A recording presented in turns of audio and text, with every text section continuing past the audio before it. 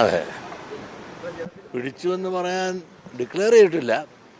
ഇവിടുത്തെ വോട്ടിംഗ് നിലവാരം കണ്ടിട്ട് അവിടെ UDF ജയിക്കും എന്ന് നമുക്ക് പ്രതീക്ഷിക്കാവുന്നതാണ്. പക്ഷെ അങ്ങനെ പ്രതീക്ഷിക്കുമ്പോഴും അവിടെ തോറ്റതാരാണെന്ന് നിങ്ങൾ പറ. അൻവറാണ് തോറ്റെന്ന് നിങ്ങൾ പറഞ്ഞേക്കാം. പക്ഷെ അൻവർ തോറ്റിട്ടില്ല. അൻവർ ഇപ്പോൾ എത്ര വോട്ട് പിടിച്ചു? 10,000 മേൽ വോട്ട് പിടിച്ചു. ആ നിയോജക മണ്ഡലത്തെ സംബന്ധിച്ചിടത്തോളം അവഗണിക്കാനൊക്കാത്ത ഒരു വ്യക്തിത്വത്തിൻ്റെ ഉടമയാണ് അൻവർ എന്ന് തെളിയിച്ചു കഴിഞ്ഞിരിക്കുകയാണ്. പിന്നെ മറ്റൊന്ന് നിങ്ങൾ ആലോചിച്ച് നോക്കൂ, BJPക്ക് എത്ര വോട്ടുണ്ട്? 5,000 ഇല്ല, 2,000 ഉള്ളതെന്ന് തോന്നുന്നു. എവിടെ പോയി അവരുടെ വോട്ട്? ഞാൻ നേരത്തെ പറഞ്ഞു, അവിടെ ഒരു ഹിന്ദു വികാരം ഉണ്ടായിട്ടുണ്ട്, മറുപറയും ഒരു മുസ്ലിം വികാരം ഉണ്ടായി. അപ്പോൾ തിരിച്ചും ഒരു ഹിന്ദു വികാരം ഉണ്ടായപ്പോൾ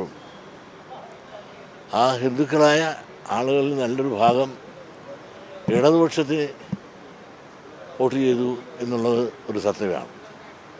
പിന്നെ ആ സീറ്റ് നിങ്ങൾക്കറിയാം, പണ്ട് തൊട്ട് തന്നെ അവിടെ ജയിച്ചുകൊണ്ടിരുന്നതും UDFൻ്റെ സീറ്റായിരുന്നത്. ആ UDF സീറ്റിൽ നിന്നും മത്സരിച്ചുകൊണ്ടിരുന്നതും ആരാണെന്ന് നിങ്ങൾക്കറിയാം. ആര്യാടനാണ്. ആര്യാടൻ്റെ മകനാണ് തന്നെന്ന് മത്സരിക്കുന്നത്. ആര്യാടൻ ഒരു മതേതര ചിന്തയോടുകൂടിയെന്നും എല്ലാവരെയും ഹൃദയത്തിൽ സ്വീകരിച്ചുകൊണ്ട് പ്രവർത്തിച്ചുകൊണ്ടിരുന്ന വലിയൊരു രാഷ്ട്രീയ നേതാവായിരുന്നു. അദ്ദേഹത്തിൻ്റെ മകൻ നിന്നപ്പോൾ നേരത്തെ തൊട്ട് ലീഗും ആര്യാടനുമായിട്ട് പല അഭിപ്രായ വ്യത്യാസങ്ങളും സംഘടന ഉണ്ടായെങ്കിൽ പോലും ഇന്നതെല്ലാം മാറിക്കൊണ്ട് ഒരേ മനസ്സോടുകൂടി ഒരേ വിചാരത്തോടു കൂടി ആര്യാടൻ്റെ മകൻ ജയിപ്പിക്കുവാൻ ലീഗിൻ്റെ ഒരു പ്രസ്റ്റീജായി കണക്കായിക്കൊണ്ട് ഇപ്പോൾ തന്നെ നിങ്ങൾ കാണാം, ജയത്തിൻ്റെ ആരവം മുഴക്കുമ്പോൾ അവിടെ പൊങ്ങുന്നത് കോൺഗ്രസിൻ്റെ കൊടിയല്ല, ലീഗിൻ്റെ കൊടിയാണ് ഉയർത്തി കാണുന്നത്. അപ്പോൾ ഇതിൻ്റെ വിജയം ലീഗിൻ്റെ വിജയമാണ്, കോൺഗ്രസിൻ്റെ വിജയമല്ല. അപ്പം ലീഗിൻ്റെ വിജയമായി കണ്ടുകൊണ്ട് വേണം ഇതിനെ കാണാൻ. അതേസമയം ഇടതുപക്ഷത്തിന് ചിഹ്നം വെച്ചുകൊണ്ട് അത് മത്സരിച്ചു. ആ മത്സരത്തിൽ തമ്മിലുള്ള വ്യത്യാസം ഇപ്പോൾ ഏതാണ്ട് 6,000-7,000 ആണെന്ന് തോന്നുന്നു. വലിയൊരു മഹാഭൂരിപക്ഷം 20,000 25,000 ഒക്കെ ഓരോരുത്തർ പറഞ്ഞതാണ്.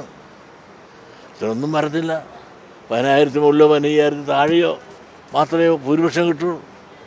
ഇത്രയും വാശിയേറി കോടിക്കണക്കിന് രൂപ മുടക്കി ഒരു മത്സരം നടത്തിയപ്പോഴും ആ മത്സരത്തിൽ ഇടതുപക്ഷ സ്ഥാനാർത്ഥിയായി നിന്ന, അതും പാർട്ടിയുടെ ചിഹ്നത്തിൽ മത്സരിച്ച ആളിന് കിട്ടിയ വോട്ട് തീരെ കുറവല്ല. അതുകൊണ്ട് ഇടതുപക്ഷവും അവിടെ തോറ്റെന്ന് പറയാൻ സാധിക്കില്ല.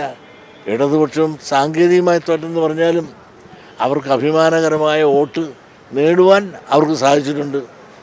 അൻവറിനും അഭിമാനകരമായ വോട്ട് നേടാൻ സാധിച്ചിട്ടുണ്ട്. കോൺഗ്രസ് വിജയിച്ചു എന്ന് നമുക്ക് പറയുകയും ചെയ്യാം.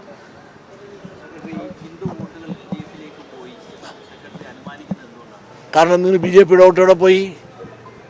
BJPക്ക് 12,000 വോട്ടുണ്ടായിരുന്നല്ലോ, ആ വോട്ട് എവിടെ പോയി?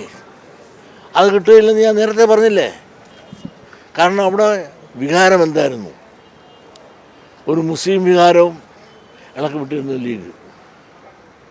ആ മുസ്ലിം കൺസോളിഡേഷൻ അപ്പുറം ഉണ്ടായപ്പോൾ ഇപ്പറേ ഒരു ഹിന്ദു കൺസോളിഡേഷൻ സ്വാഭാവികമാണല്ലോ.